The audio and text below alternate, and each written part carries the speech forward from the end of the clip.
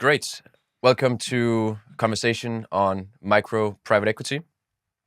At Bifrost Studios, we are on a mission to build or buy 100 companies a year. And one thing is launching from scratch, but acquiring a business is often much faster than building from the first line of code or the first employee.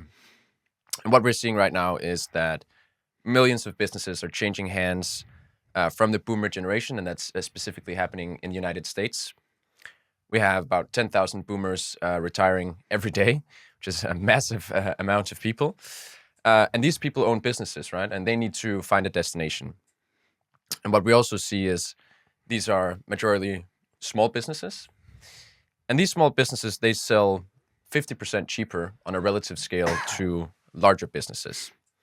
And that's what we'll talk about today. We'll talk about this opportunity, why it makes a lot of sense for us at Bifrost Studios, where we also build companies from scratch. And with me, I have Jonathan, the head of micro private equity at Bifrost, and Nikolai, the GP. Welcome. Thank you. Thank you. Let's jump into the conversation. Jonathan, I'd like to start with you. Can you please introduce yourself? Absolutely. Happy to be here. My name is Jonathan Fjellberg. I'm born and raised in Copenhagen, based in New York. I studied international business, Copenhagen Business School, and had study abroad summer school visits at different schools in the US.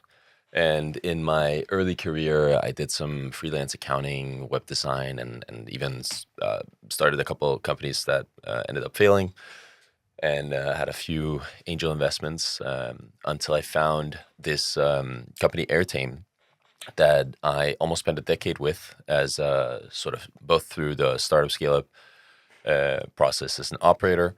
And I would say that I spanned every phase of value creation in that journey of that company. Drove operational efficiency, automation, data-driven strategy, processes, finance and fundraising, and also includes CFO responsibilities and various things related to investor dialogues. Great. And Just cutting you off there, Jonathan, before you proceed in this great career, can you give us some numbers on Airtame? For many people who probably haven't heard about this company, but here in the Nordics, it's one of the more esteemed scale-ups, if you will. So how much money did you guys raise? What countries did you operate in? Take us through a bit of that. Absolutely. I think let's start with Airtame was founded in 2013, and the founders did an amazing job at doing a crowdfunding campaign. It was I believe the highest grossing crowdfunding campaign at the time in the world of $1.3 million. And since then, the company has raised an additional 25, maybe 30 million, if you include grants or so, dollars. It's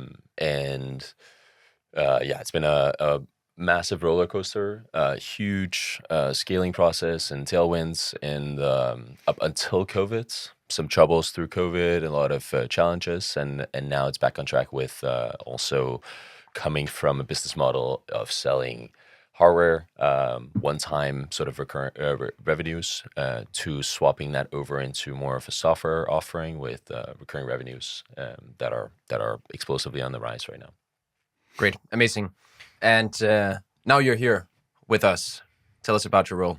Absolutely. I'm very happy to be at Bifrost, and my role here is to lead our endeavors into micro private equity, which, let's start with maybe explaining the spectrum between venture capital and private equity. Private equity is the process of typically wholly acquiring companies that are not publicly listed. Private equities, basically, is why the private is in there.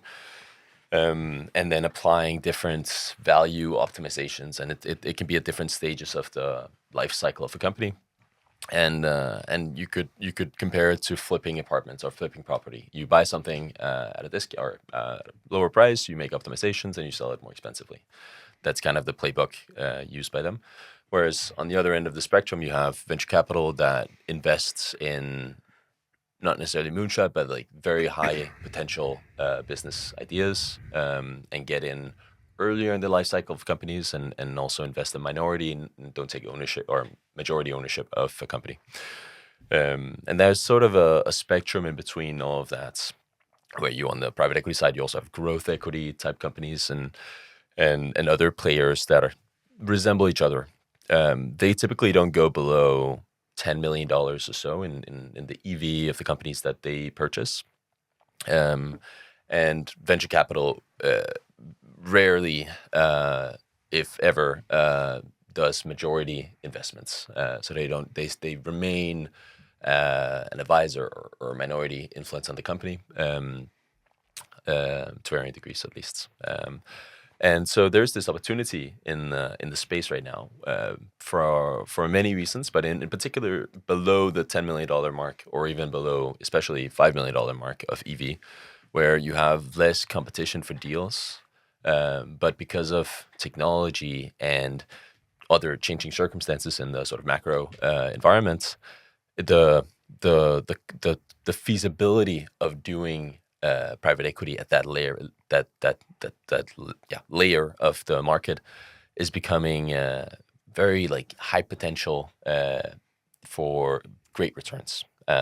You can apply the same playbook or a very similar playbook to what private equity has done in the past, maybe with perhaps a bit more of a technological angle, applying some of the things that we are really doing super well at Venture Studio, to make incredible returns.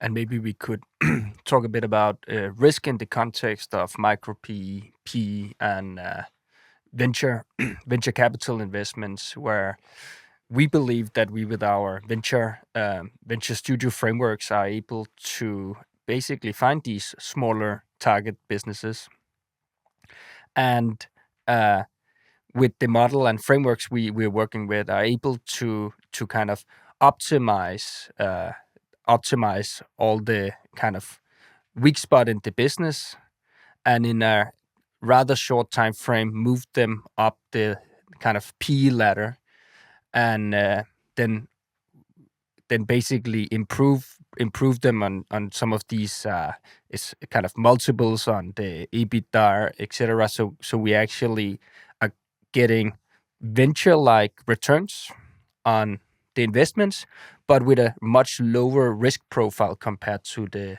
venture capital investments. Great. To that end, Jonathan, I'd like to ask you, what does a typical micro private equity company look like? And the reason I'm asking is, you said before that venture capital invests in ideas, right? Why is the risk lower when buying in private equity? What kind of makes up the value you're buying and the profile of that? Great question. The micro just refers to the company size being smaller than $10 or $5 million. The companies that we will be focused on acquiring and have done in the past a couple of times is companies that have potential to be drastically transformed, that have high potential for value increase, you could say. And some of the examples of industries that are attractive are, I would say, as a general blanket, the ones where AI has a massive influence or potential to transform the businesses and increase margins significantly, or even transform the company from, let's say it's a professional services company, that could be an accounting business or some other kind of service, transform the relationship with the customer into a digital one, even create sort of a platform they can log into, transform or change the payment relationship to be more of a recurring nature instead of a contractual basis, and essentially establish software as a service, AI enabled, instead of it being more of a manually performed service contract. And in that case, you might be able to drastically improve the multiple that you have purchased something on to the one that you're selling it on. Great. Can we talk about a type of business we would look to acquire? And again, what strikes me as super interesting about this space is you can actually get in quite early, or let's say quite without too much capital at your hands, but there's still cash flow there, right? You're not buying into some kind of project or idea about the future. There is some cash flow. There is already a team. They have something working for them, but perhaps it could be more working for them. So what could that type of company look like? Just to get a very concrete example. You make an excellent point there and highlight that the companies that we'll be buying are cash flow positive. Therefore, they will continue to operate and continue to produce a cash flow regardless of whether we do something. Therefore, sort of protecting the downside from a fund basis or an investor perspective. The business's practical examples there include these. Let's take the accounting business as an example. They're very standardized across the U.S. at least where we're looking.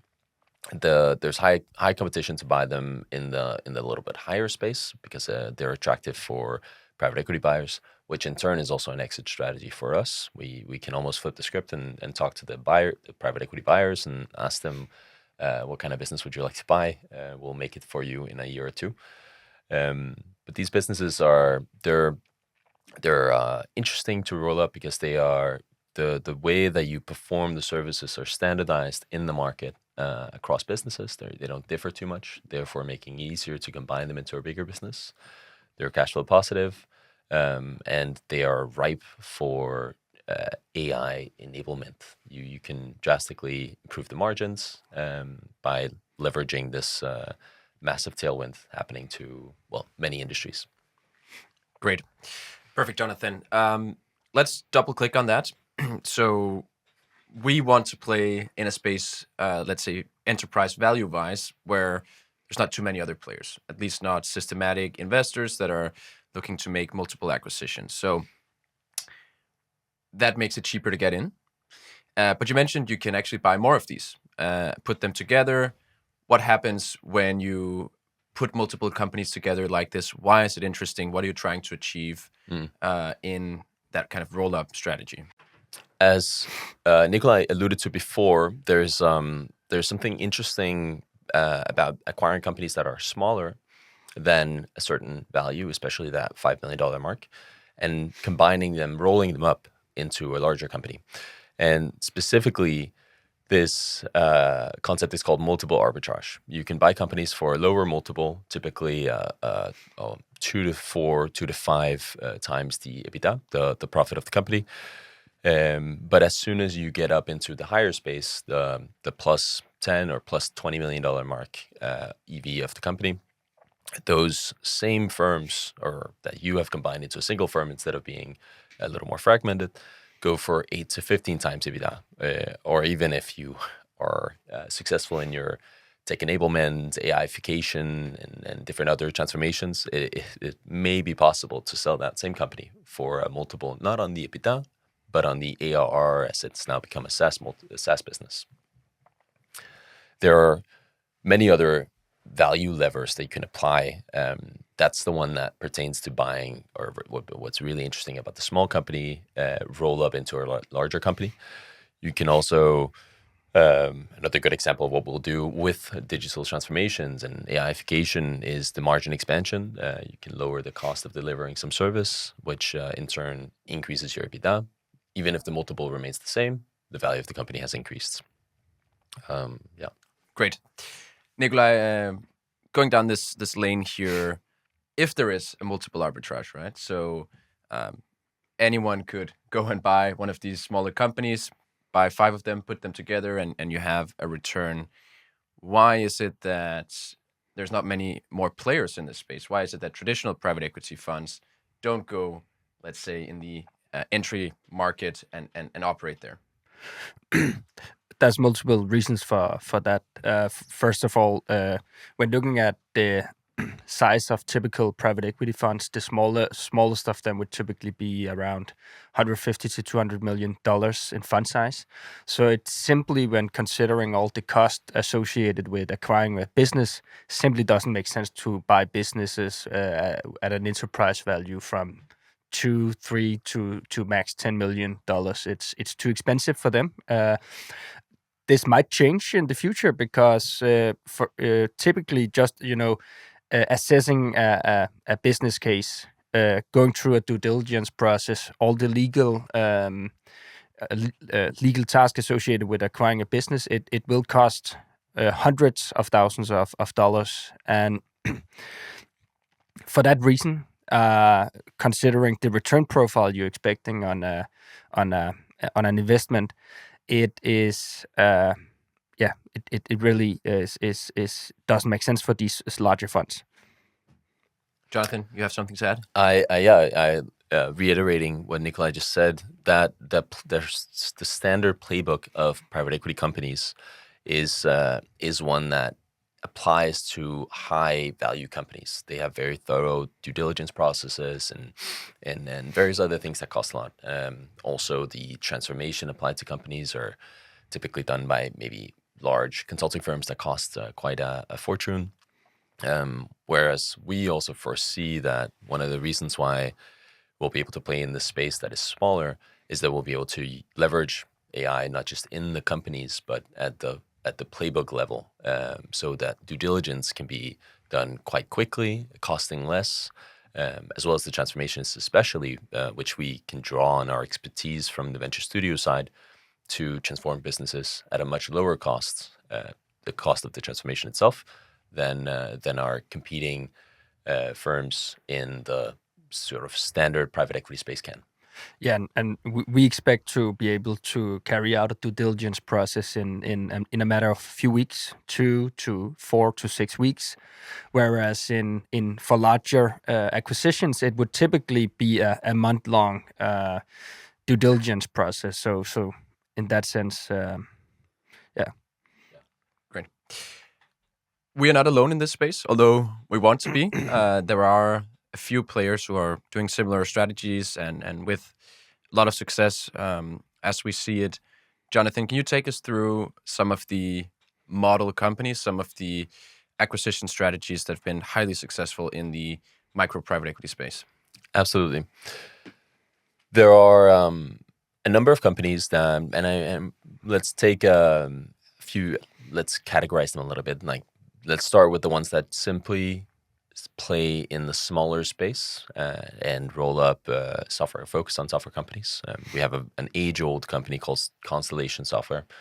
They've been around for 30 years, buying up and sort of just holding mostly software companies, specifically very verticalized SaaS companies across especially the US, but globally by now.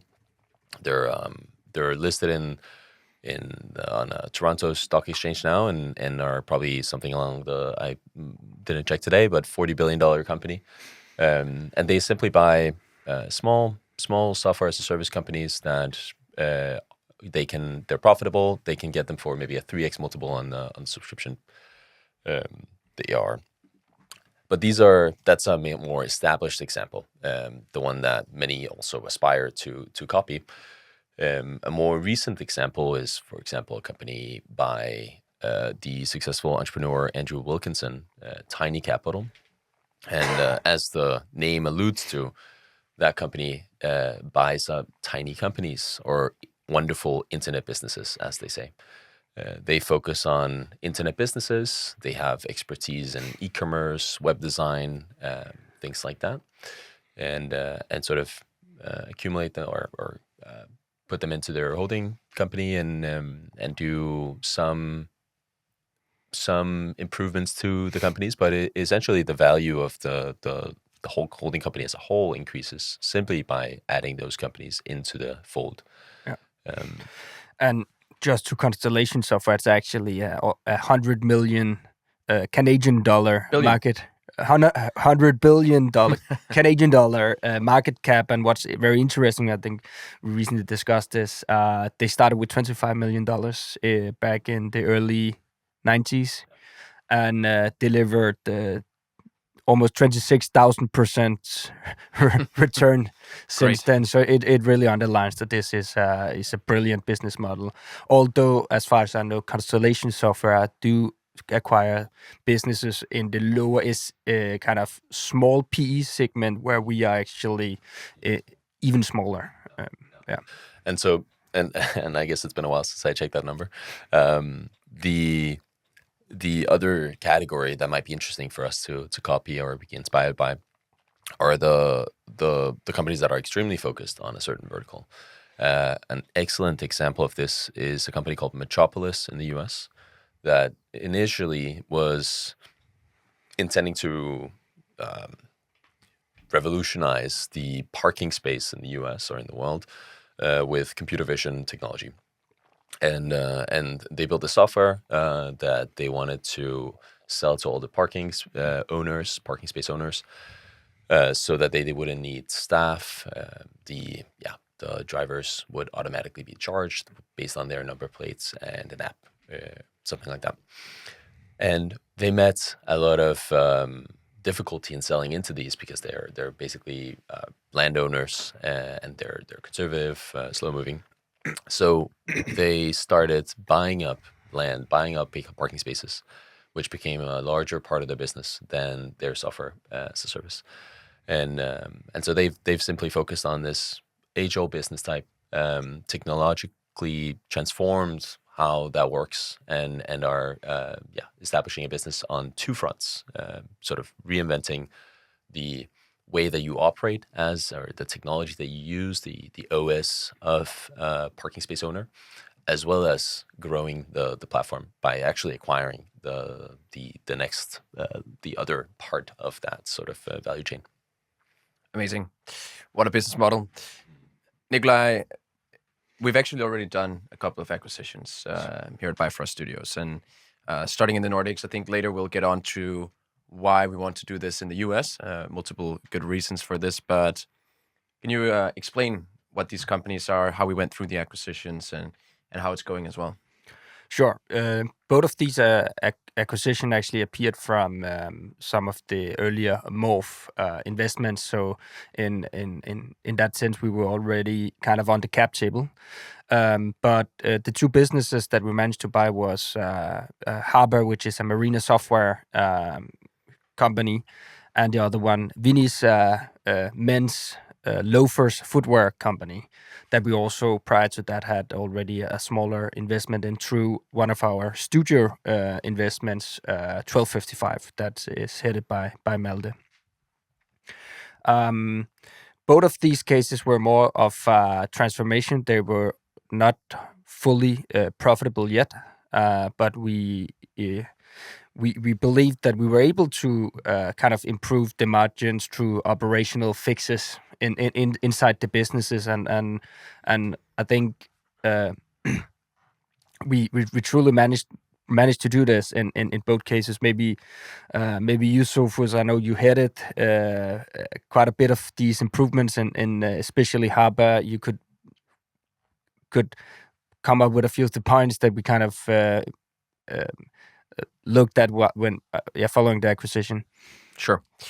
Happy to. Yeah, I think Harbor, we can happily say we've kind of managed that transformation today. It's been a couple of months getting through the company and really implementing all the changes. But in that case, it was a distressed business, so slightly different from what we're looking to do here. But we were quite confident that we could refound the company, right?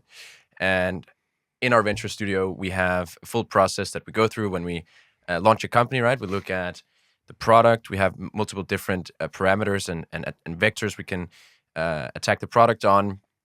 We have to go to market motion. So how are we kind of distributing that product and getting it out there in the hands of our customers? And then there are, of course, more kind of operational capabilities. You have a couple of things like brand that we also go and look at. So in Harbor specifically, it was a very structured process. We had our team of experts look into their domains, take a full kind of 360 view of the business and say, where are we on operations? Where are we on the product? Looking into things like the user data. What buttons are they clicking on? What buttons are they not clicking on? On the go-to-market side, looking at, are we losing any leads throughout our process? Do we have any, open doors where customers just walk out of our store before we can sell them anything? And also, where do these leads come from? Are there any quick wins we can go and do? And I think what we found across all the categories was that there are truly quick wins when you buy a small business because they need somebody to come in and take that 360 view. So it's things like, okay, have we mapped out all of our customers in Europe? No, we haven't. Great, we can do that. do we have a modern CRM tool that allows us to connect with those customers? We haven't. Great, let's do it. So you can kind of take this very tactical view on all the domains, and the venture studio model helps you to figure out where those problems are.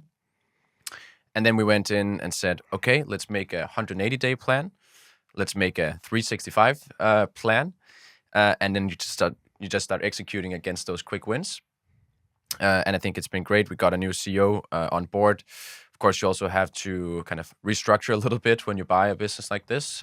So it is in the beginning quite tough, but yeah, we've been able to execute according to the plan. We're now getting multiple new customers on, and it's really great to see that we've kind of started the beginning of the hockey stick here.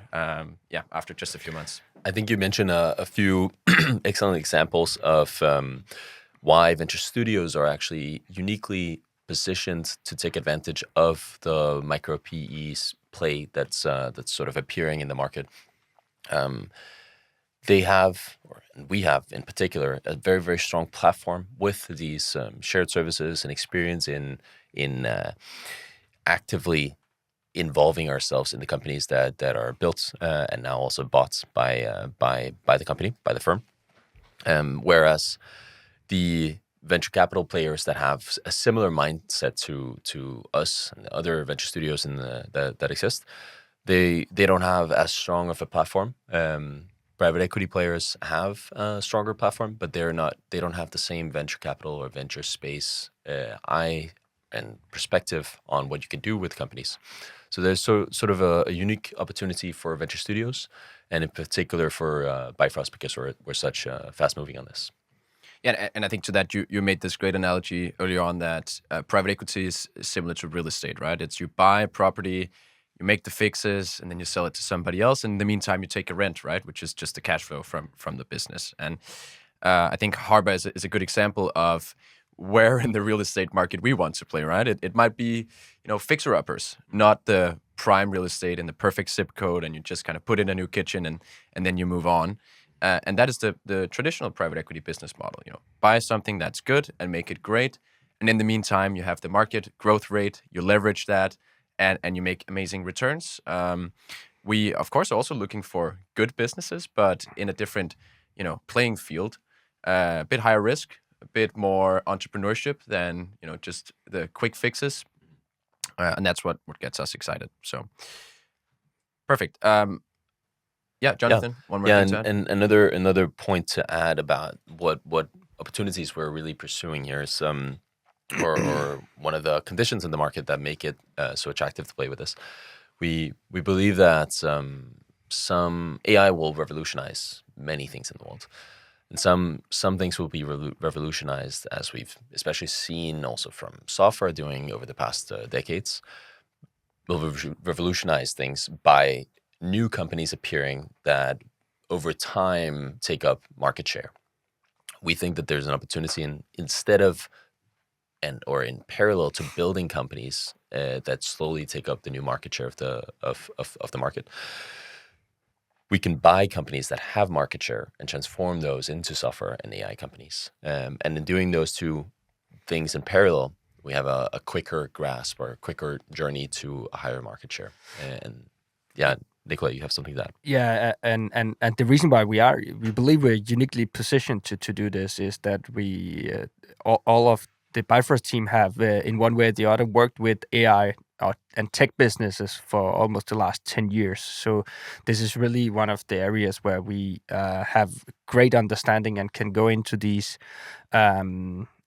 businesses that often either failing on the GTM side or the product side or both sides of the businesses, and then really implement some of the playbooks or the ways of working that we simply have know works by through kind of having tested that out in the businesses we already have successfully scaled.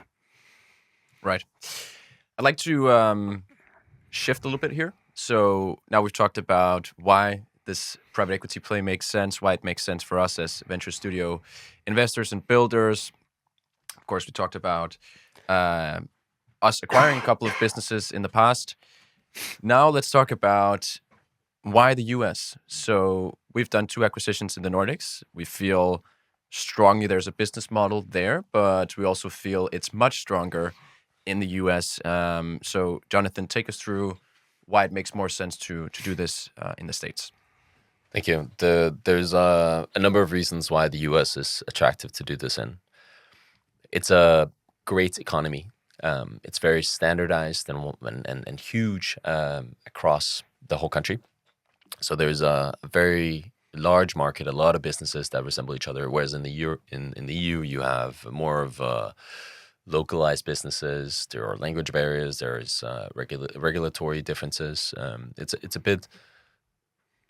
a bit of a different challenge to roll up things. You meet more friction, perhaps is the way to distill that down.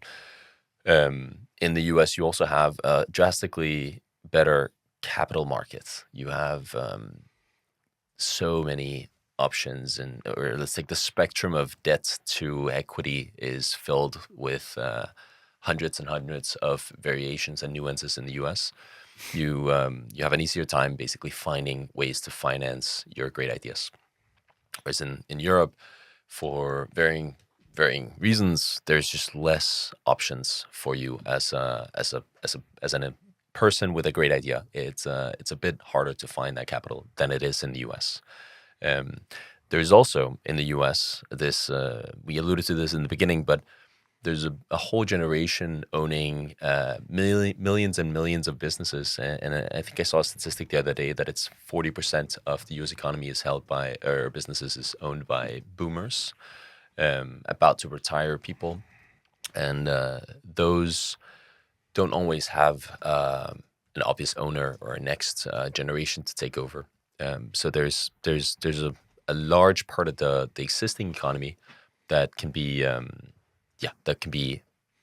targeted, acquired, optimized, different things. Right. And then maybe also to talk into the the pool of businesses in this segment we're looking into is larger. But on top of that, we have just seen by kind of statistics and kind of our analysis that you can actually buy a lot of these US businesses at a much better price. A business with, let's say, 20 million kroner in revenue in Denmark would actually be sold for a much much higher multiple than in a comparable business in US due to the fact that there's much less of these businesses. Absolutely. Makes a lot of sense. Let's talk about one case that you're working on right now, Jonathan. I think it's pretty interesting that we as micro PE investors can do a couple of things that other micro PE investors cannot. And so I know you have a lead, a potential investment. Take us through what is that business and why are we interested? Why does it make sense for us? Absolutely. Very interesting case. Before I dive into that specific case, I might want to just briefly explain that we have as a studio, we have the luxury of focusing on different things. We can both target these roll-up sort of cases, standardized or similar, very similar businesses, combine them into a greater one, as we've spoken about before, kind of standalone from our existing portfolio. We can also do, as many of the other holding companies in the space, cluster businesses that resemble each other, wonderful internet businesses or something else, and kind of put them in a portfolio together. Another thing that we can do that's perhaps a bit more unique is we can match make companies with our portfolio builds or companies, and that way boost inorganically the growth of those companies.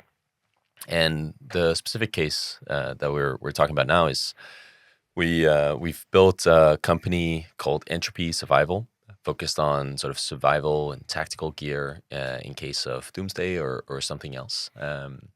And weather events, mainly. Weather events. Drastic climate changes is increasing the frequency of crazy things happening in the world. Absolutely, yeah. And that's the trend that this company, Entropy Survival, is taking care of, or targeting and solving for. And there is a number of interesting e-commerce businesses that exist already in the US that are small and for sale for low multiples. They have large customer bases and an existing presence in the market, perhaps even some brand value. recognizability.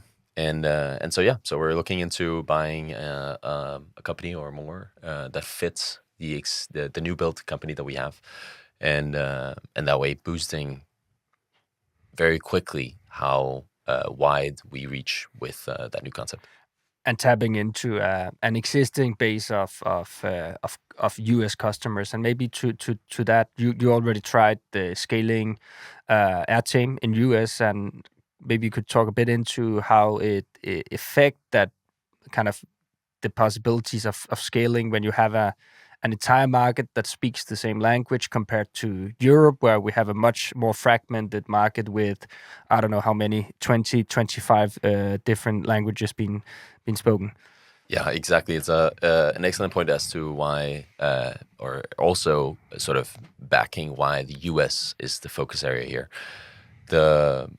It's a massive market, more higher population than Europe together, same language, same mostly regulation across the US. So scaling a company there is drastically easier than it is in Europe. Of course, depending on the company, but mostly so.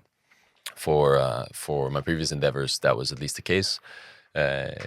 We spent enormous amounts of money trying to scale things in both places, the US and Europe. And the money spent in the US was just so much more effective than the one spent in Europe. So yeah, it requires less money to acquire customers over there. And once the ball is rolling, you don't have to reinvent it for every country. It rolls for the whole country. So one of the ways that we've seen investors tap into this micro private equity landscape is through the concept of search funds. For those who haven't heard about a search fund, don't know what it's about, Jonathan, can you explain what a search fund does? Absolutely.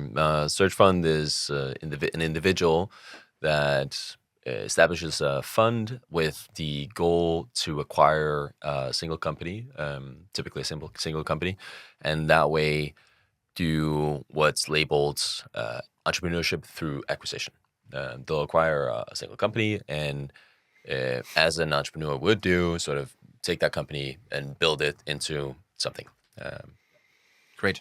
And one of the statistics that I found pretty interesting in relation to search funds is they deliver, around 35% IRR. Of course, there's some survivorship bias here, but you'd think that, playing in between venture capital and private equity, the returns also lie on that spectrum. So we're seeing something here that we can't really explain, that is perhaps asymmetrical from a return perspective. And why do you think search funds deliver so high returns as opposed to, VC, which plays earlier, right? Yeah, it's exactly true. The search fund has this odd asymmetric upside, and obviously there's some sort of survivorship bias as with VC. But they take over steady businesses with cash flows that limit the downside. But they, similar to what we would do, are intending to grow the business as if it was a venture case, and have therefore, let's say, unlimited upsides to that. And that's exactly sort of the same return profile that or a similar one that we'll be targeting. Whereas PE typically plays in these the stable, predictive cash flows, and have an IRR of, let's say, 15 to 25%. Venture capital does exponential growth and is trying to get those 10x or 20x returns. And venture roll-ups kind of fit into that search fund-ish spectrum, where you take over the cash flowing businesses and you improve them from there with unlimited upsides. So maybe tying this into Habbe, which we talked about earlier, you buy something that works, you have a product, software product in this case, that sells into marinas across Europe, but you can also find ways to kind of expand your TAM and take that product and apply it somewhere else where you can grow it, maybe unlimited. Can you, Nikolai, explain some of the options you could look into practically for, a solution like Habbe to really grow it from where it is today? Yeah, sure. I think we have kind of been looking at two directions for business as Habbe, and just for the listener to understand what do they actually do. It's a marina software system. So for small private marinas, they basically function as a CRM and a payment tool. So whenever you are as a sailor want to book a berth, you pay through this platform, and the operator of the marina they have a system to handle this. And traditionally they actually manage this on whiteboard. So just this solution is a big improvement. But we have obviously seen that this market is quite big. There exist more than 30,000 marinas globally, and just a fraction of them they have a software system today. We believe that, of course, roll up, meaning finding other very small software solution and rolling them into a business as Harbour is an interesting bet.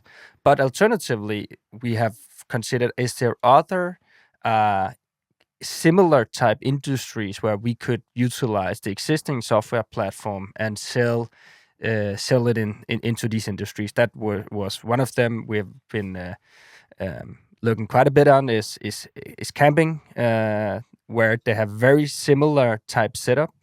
We even discussed that this tool could be used in parking and other similar industries. So that's the two of the kind of opportunities we've been looking at. And then, of course, I'm not sure if it's relevant to discuss now, but there's much more around this software, which is access systems to the Harbour power pedestals, which is standing right next to each berth and used to recharge the boat's batteries.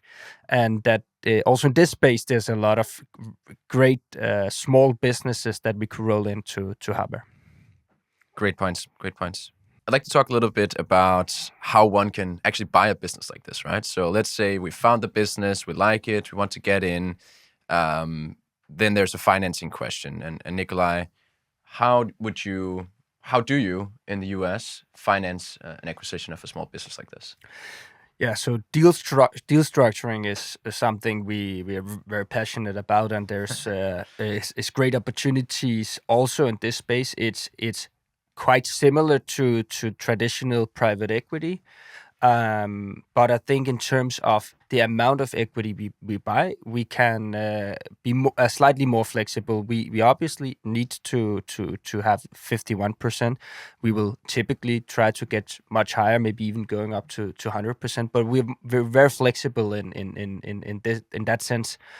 Of course, equity is necessary to acquire debt in an acquisition.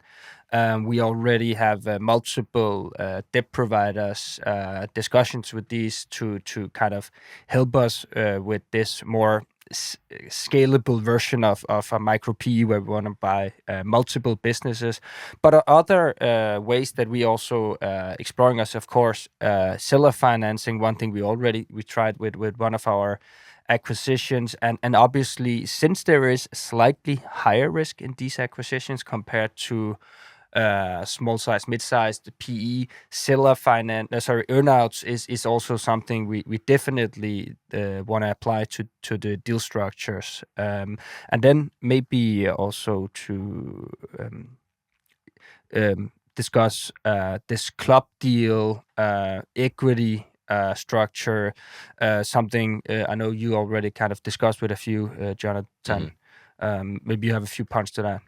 Yeah, just maybe briefly, a club deal being, instead of raising a fund and having as an investor your money allocated into something within some definition. A club deal arises when there's a specific case, a specific investment in question, and from our perspective, we would air that and market that deal to a network of investors that would be interested in participating in that. Yeah, and the reason why it's interesting is that, let's assume we buy a $1 million business with 20 to 30% equity. Let's just say 30% equity. We come with 50% of that. That's $150,000.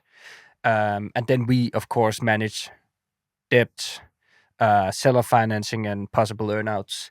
Then it's actually the rest of the 150,000 we use the club deal program to finance, but it's only 15% of the acquisition that we are handing over to these club deal investors. Nikolai, can you explain what you mean when you say equity? Because let's say you want to buy 100% of a business. It's $1 million business. And there is some debt to equity split there. So yeah, you can just run it down for us. Yeah, so equity is the cash you put on the table upfront when you buy the business. So that needs to be wired in right after the transaction is signed. Typically, it will be within a week or 2 weeks. There will obviously be a lawyer in between that kind of manages this in an escrow setup. And the rest of the financing will actually come from, in this case, maybe first a debt provider. They will also upfront wire maybe either 100%, but if there is some sort of seller financing, it could be in 2 tranches or even 3 tranches. And then, of course, the seller financing, and why that's smart as well, is that will typically be a credit of a year to 2 years that you're then repaying over that time period. And then going back to earnouts, that will typically be a result of the result of what EBITDA levels you are delivering, most likely on an average over a certain time period that will be paid out to the seller. And this is obviously to de-risk the transaction upfront. Yeah. Great. So let's say it is a $1 million business. The required equity is 300,000. That means you're actually buying $1 million business for 300,000, and you use the cash flows in that business to pay down the debt, to manage interest, and hopefully, if revenue grows, well, then you basically build up more equity over time. Is that correctly understood? That's correct, understood. And that's, of course, one of the more unique things with private equity compared to venture capital, and why it does deliver quite great returns. Because in venture capital, you're investing all the money because the business needs all the money from day one, whereas in private equity, it's just a kind of the way it's been set up over many years, that you might pay only 50% upfront, and the seller kind of understand that it will take some years to get all the money from the transaction. Great. Perfect. I want to shift over to the operations of these businesses. So as we go into finding a great target, perhaps we are able to pull off this deal. We now own a new company. Who's going to run it? Where do we find these people, and what do they look like? It's quite incredible what we're seeing in the market right now in terms of talent attraction. There's a number of tailwinds, and the pool of talent that we can attract and that are available out there is massive and highly talented. For example, post-MBA, people are seeking entrepreneurship more than ever. They are having a bit of, statistics show that they're having trouble finding these chief of staff, founders, associates roles, and they're less interested in going the corporate route. We've already spoken to some NYU and HBS MBA people, and they are highly interested in the space and eventually perhaps operating one of the businesses or some of the businesses that we get in our portfolio. The same group of people and other people might be the ones that creates search funds, and they may even be coming with some money of their own and could co-sponsor deals or simply be set as the operators of the company. Additionally, there's an emigration of corporate talents coming into the entrepreneurial landscape. And there's a lot of roles that could be interesting for them, but we believe that we have an extremely attractive role for them. And how can, maybe just a follow-up question, how can search funders leverage a more professionalized setup as Bifrost?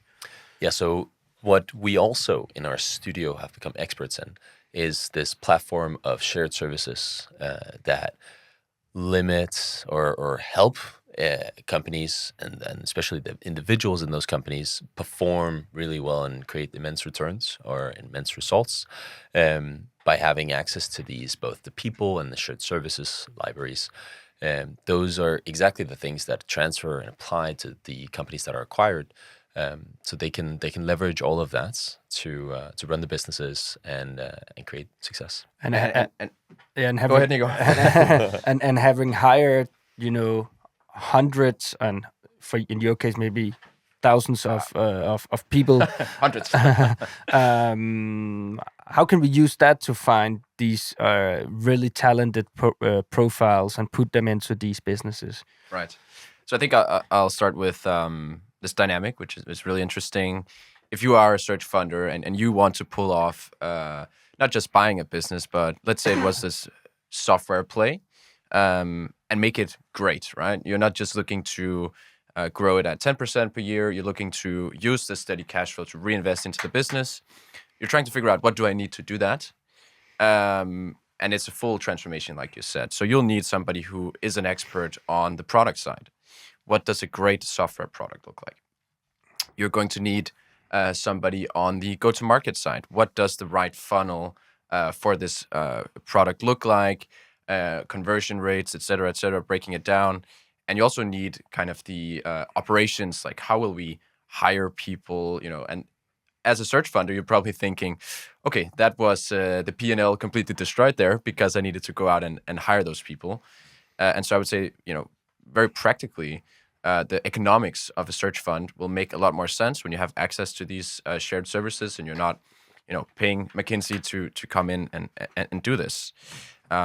In terms of how you can find them, I think definitely tapping into this post-MBA ecosystem, and then playing to our strengths, which are finding the right people for the right roles, testing them deeply on their aptitude, their motivation, their psychometrics, and then having Jonathan manage them as well. It's really important, right? If you're a search funder, it's probably a quite lonely experience. You are in the trenches, you're building. And so having that kind of accountability as well is really helpful. So I think it's it's a win-win. I think they will gravitate naturally towards us and also give us a discount to be part of their search fund if they already have the money. So it's quite probable that will play out. And of course, then there's all the dynamics in terms of identifying all these targets, where we have a super professionalized and automated setup and multiple channels where we're identifying all these businesses. So that's obviously also an important thing to mention. Maybe just to talk a bit about, then let's assume we have found this great business where we can deliver significant returns. We have also hired the right person to run it. Then what is it that we jump into the business and start doing, Jonathan? Well, if we're looking, you mean the levers, the things that we want to optimize. Well, you can categorize those into these levers. We like to roll up companies, buy similar additional companies to combine those into greater ones, especially in that case, tapping into that multiple arbitrage, that getting a higher multiple of companies that are larger. Also, we intend to specify or especially apply technological transformations, and here we're really emphasizing AI and the effect that can have on a company, on a service, with drastically minimizing the cost of delivering services. So the margins of the businesses will improve highly. We'd also, of course, apply the sort of the platform functional expertise that we have. So go-to-market, product, finance, exactly. It's kind of the pillars of any business. There are, for example, in finance, we can apply sort of let's call it a free cash flow effect by improving networking capital, renegotiating with vendors, lenders, cutting costs, perhaps. CFO comment. CFO comment, something like that. That improves the operational health and eventually the valuation of the company. And there's numerous sort of levers. Maybe we should talk a bit about the very low practical stuff we're gonna do right after we have the business, and what is the first weeks of the acquisition. Look, I think there's some great examples of this, and we started this episode by saying it's boomers mainly who are retiring. I think it makes up like 30 or 40% of the deal pipeline.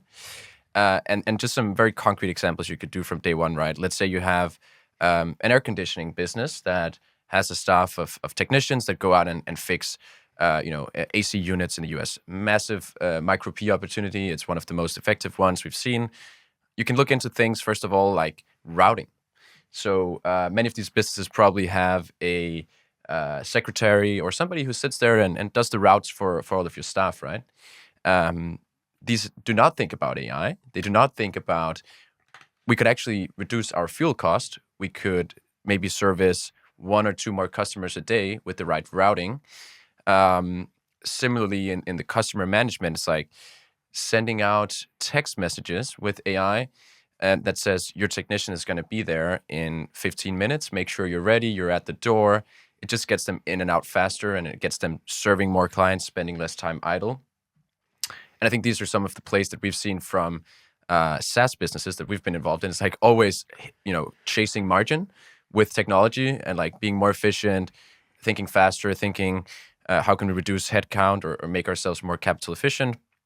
And there's just unlimited opportunity to do this in these Main Street businesses that we're looking to buy. Mm-hmm. Yeah, Jonathan. Yeah, I think you can, on a sort of more high level, you can look at the things that we'll do to companies immediately after we take them over. Is start with the internal processes, standardize them, digitalize them, leverage tools, AI, different things to simply optimize how the company operates. Making sure that the financial reporting is just flowing as we expect it to do in Bifrost. Absolutely, yeah. Insights, reporting, making sure that that's highly transparent and we're alerts on changes. And then perhaps once and perhaps sometimes concurrently, the internal operations have been highly digitalized. We'll probably start to also digitalize and therefore, in many cases, increase the value of the services towards the environment around the company. So the company, the customers of the company, so that they, for example, in the case of a local service company, that they get texts, they get sort of digital prompts or notifications on different things that are happening, that they can schedule more seamlessly, different things that enhance the experience and the value that you receive as a customer of that service. Yeah, and I think one thing we've had major success doing both in the acquisitions but also in the build cases is we use the same goal framework across all of Bifrost businesses, which is objectives and key results. And it's really interesting to see when you kind of implement a goal system in a company that probably didn't have it right before. You really get that incremental progress, and you can do a lot in much less time. So if somebody were working at a company and Bifrost invested, they'd probably notice that, okay, we're trying to measure success now. We're also trying to make sure that every person in the company knows what success looks like for them, so they can be part of this next journey of the company. And I think that's a day zero thing we'd always do. Go in and say, how will we kind of actually work in this company? How will we push it forward? Again, need to be mindful not to drop a bomb on the culture, on the organization, but it's a very practical thing that tends to perform extremely well. Yeah, I agree. I think our general standpoint is that people are not working hard enough, and okay, contrarian take, and not focused enough. And that's really what you flesh out with a goal setting system. You make sure that they're working focused towards the common goal of the business. And you can really track if they are delivering on these key results. We like to work with them on an even more specified level than a typical OKR setup where it's one objective and 3 key results. We like to create it even more like a task list, and we have just seen that delivering great results in the businesses we've gotten involved with. So that's one of the very first things we like to jump into following maybe the initial strategy workshop. Mm-hmm. And in many cases, we'd probably leverage our portfolio company, Atlas People, doing psychometrics tests to figure out what are the ways of working and the talents that people emphasize. Absolutely. Great. It's been a wonderful conversation. As we kind of close off here, Jonathan, how can people get involved if they're as excited as us about this? They can obviously reach out. We are very happy to talk, regardless of whether this is someone just interested or looking to partner or looking to invest Or sell. or wants to in any way communicate with us. Reach out. Amazing. And if you are looking to put some more skin in the game here and maybe even some money behind that interest, what can people do? They should invest in the fund that is opening up any moment now. Amazing. Thanks, guys. Thank you.